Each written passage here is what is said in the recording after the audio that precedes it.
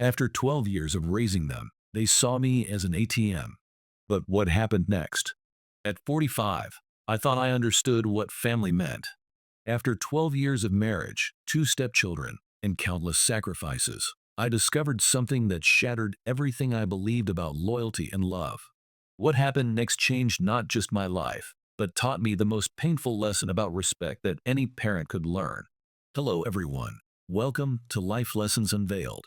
They say blood is thicker than water, but let me tell you something that will make you question everything you think you know about family bonds. Some people will drain your bank account, exhaust your heart, and still look at you like you're nothing more than an inconvenience in their story. My name is Michael, and at 45, I thought I had life figured out. I've been married to my wife Catherine for 12 years now. When we first met, she came as a package deal with two kids, Oliver, who's now 19, and Sophia, who just turned 17. Their biological father, well, let's just say he's mastered the art of being present when it's convenient and vanishing when responsibility calls. Birthday cards that arrive 3 weeks late, promises of weekend visits that dissolve into thin air, and child support payments that show up as sporadically as solar eclipses. For 12 long years, I stepped into the void he left behind. I wasn't just the stepdad who showed up occasionally. I was the man who drove to every soccer practice, sat through every parent-teacher conference, celebrated every small victory, and held them through every teenage heartbreak. When Catherine and I bought our house 7 years ago, I paid the entire down payment. $68,000 from my savings as a mechanical engineer. Every mortgage payment that followed came directly from my paycheck. Every utility bill, every repair, every stick of furniture, every family vacation. Me. Always me. But here's what I learned about human nature that will probably shock you. I never made a big deal about the financial burden. These weren't just Catherine's children to me. They were my kids. Or at least, that's what I convinced myself to believe for over a decade. The shift started about 8 months ago, subtle at first, like hairline cracks in what I thought was solid foundation. Oliver got his first serious girlfriend and suddenly developed this cocky swagger that rubbed me the wrong way. Sophia, who used to run up and hug me when I came home from work, became distant and sullen. I chalked it up to normal teenage behavior. Kids growing up, asserting independence, testing boundaries. If you've raised teenagers, you know exactly what I'm talking about. But there were moments, little verbal daggers that found their mark with surgical precision. Like the evening Oliver stormed out because I asked him to help me fix the back fence before heading to his girlfriend's place. He turned around at the door and muttered just loud enough for everyone to hear, "You're not even my real dad. Why should I have to listen to you?" Catherine was right there, scrolling through her phone. She heard every word. Her response: absolute silence. Not a single word of support or correction. Then there was Sophia. I'll never forget this moment as long as I live. I was walking past the family room one Saturday afternoon when I heard her on FaceTime with one of her friends. Her voice carried that particular tone teenagers use when they think adults can't hear them. "Michael is so controlling," she said with a laugh. "He acts like he owns this place or something. It's so annoying how he thinks he can tell us what to do." That comment hit me harder than any physical blow ever could. I stood there in the hallway, feeling something cold and sharp twist in my chest. But I pushed it down, told myself I was being oversensitive, that teenagers say things they don't mean. I convinced myself that deep down, they appreciated everything I'd done for them. How naive I was. The day that changed everything started like any other Saturday morning. I was out in the garage, trying to fix a persistent leak in our water heater, when I overheard the kids talking in the kitchen. They were making breakfast, music playing, laughing about something. The sound of their happiness should have warmed my heart. Instead, what I heard next felt like ice water in my veins. Oliver was bragging to his sister about a party he was planning to throw in 2 weeks while Catherine and I were supposed to be out of town for our anniversary weekend. The casual arrogance in his voice was bad enough, but what Sophia said next stopped my world completely. "Who cares what he thinks?" she laughed. "It's not even his house anyway. He just pays for it. We live here too. He can't control what we do." Oliver's response was like a knife through 12 years of dedication. Exactly. He acts like he's in charge, but he's just mom's husband. This is our home too. He has no real authority over us. Have you ever had one of those moments where everything you thought you knew about your life suddenly becomes crystal clear? Where years of small slights and casual disrespect suddenly form a pattern so obvious you can't believe you missed it? That was my moment of devastating clarity. I wasn't their father. I wasn't even their stepfather in their eyes. I was the bank, the ATM, the invisible man who funded their lifestyle but didn't deserve their respect. After 12 years of showing up, paying up, and stepping up, I was nothing more than a convenient source of financial support. I spent the rest of that day in a fog of realization and planning. That night, I lay awake staring at the ceiling, wrestling with a decision that would either save my sanity or destroy my marriage. By Sunday morning, my mind was made. I called Catherine, Oliver, and Sophia into the living room. My voice was calm, too calm maybe, like the eerie silence before a tornado touches down. "We need to have a conversation," I said. They settled into their usual spots on the sectional sofa I'd bought 3 years earlier, looking at me with that familiar expression of mild annoyance, like I was about to lecture them about leaving dishes in the sink. "You're absolutely right," I began, looking directly at Oliver, then Sophia. "This isn't my house." Oliver actually laughed, that arrogant teenage laugh that makes every adult want to scream. "Finally figured that out, huh?" My response wiped the smirk right off his face. "So here's what's going to happen. You and your sister are going to pack your belongings, all of them, and you're going to go stay with your real father. Since I apparently have no say in this house, and since you've made it clear that I'm just your mother's husband with no real authority, let's see how your actual dad handles the responsibility." The color drained from Sophia's face. Catherine stared at me like I'd suddenly started speaking a foreign language. "Michael, what are you talking about? This is insane. The kids didn't mean what they said. They're just being teenagers."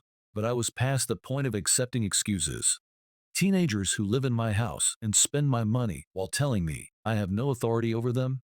Teenagers who plan parties behind my back because they think I can't stop them? No, Catherine. They meant exactly what they said. And now they're going to get exactly what they asked for. I gave them 3 days, 72 hours to pack up their rooms and prepare for their new living situation. Catherine begged, pleaded, tried to negotiate. Oliver oscillated between defiance and panic. Sophia just cried, but I'd heard her real thoughts. There was no taking back 12 years of feeling like an outsider in my own home. On Wednesday morning, I loaded up my pickup truck with box after box of their belongings. Clothes, electronics, books, the gaming system I'd bought Oliver for his 18th birthday, the expensive art supplies I'd gotten Sophia when she showed interest in graphic design. Everything that represented 12 years of trying to be the father they never wanted. The drive to their dad's apartment felt like the longest 23 minutes of my life. Marcus lived in a cramped two-bedroom place on the other side of town, the kind of complex where the parking lot is always half empty and the pool has been under maintenance for 3 years. When he opened the door and saw me standing there with his kids and a truck full of boxes, his expression was priceless. "Ah, Michael, what's going on here?" I smiled, feeling lighter than I had in months. "Your children wanted to live with their real father. I'm just making their dream come true. They've made it very clear that I have no parental authority, so I figured they'd be happier with the parent who actually has that authority." Oliver and Sophia stood behind me, stunned into silence. Reality was hitting them hard and fast. Their dad didn't have rooms prepared for them. His refrigerator contained beer, leftover pizza, and expired milk. The second bedroom was being used as storage for his motorcycle parts.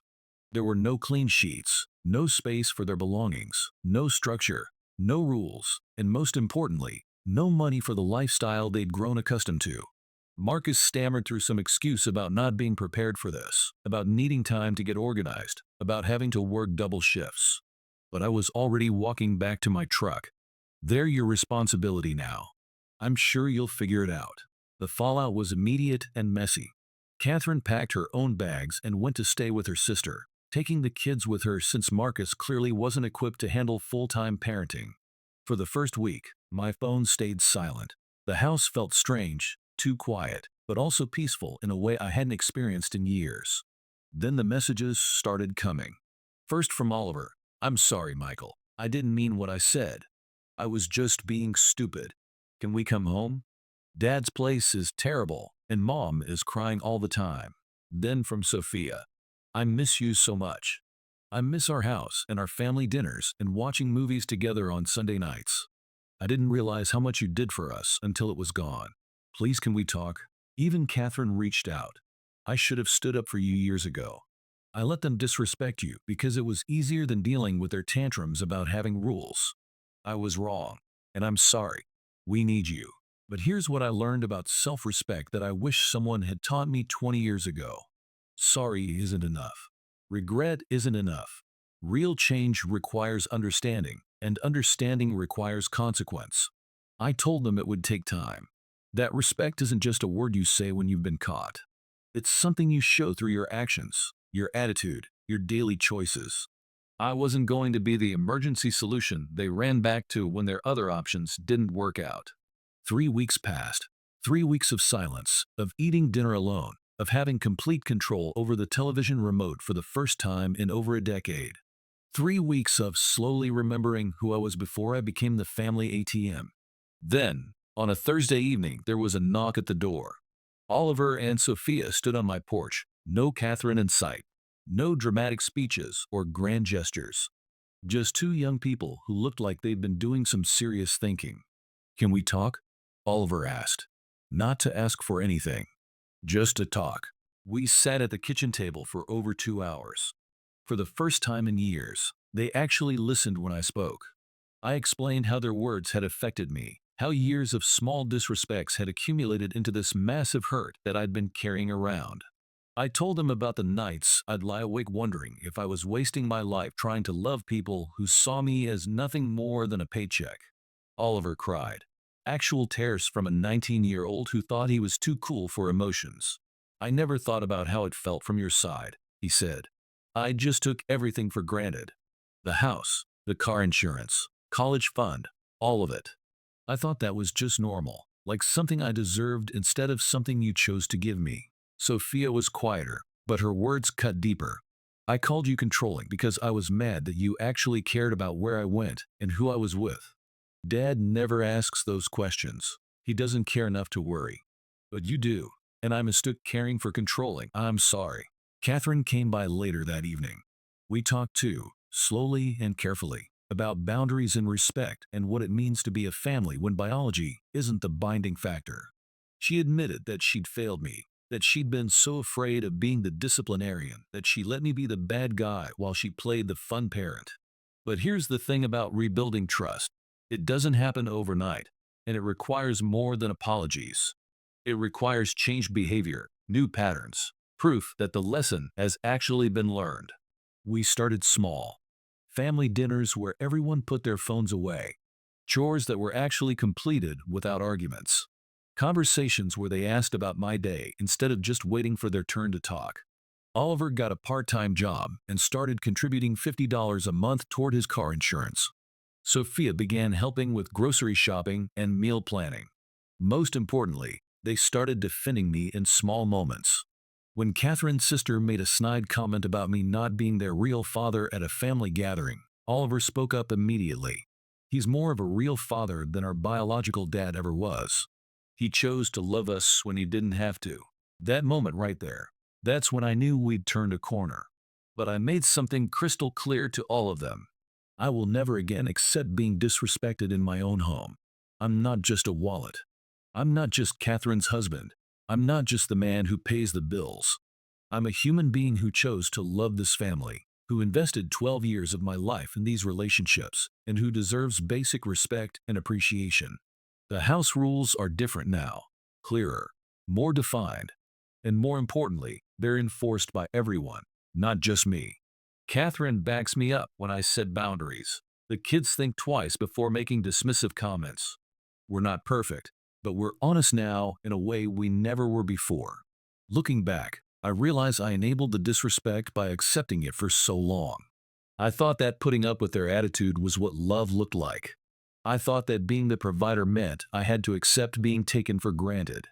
I was wrong. So here's my question for you, and I really want you to think about this. Have you ever been in a situation where the people you love most treated you like you were invisible? where your sacrifices were seen as obligations rather than gifts. How did you handle it? Did you speak up? Or did you suffer in silence like I did for so many years? And more importantly, what would you have done in my shoes? Was I wrong to pack up their belongings and force them to confront the reality of their choices? Was I too harsh, or was it exactly the wake-up call they needed? Drop your thoughts in the comments below. I genuinely want to hear about your experiences with family dynamics, with step-parenting, with setting boundaries when it feels like the whole world is telling you to just keep the peace.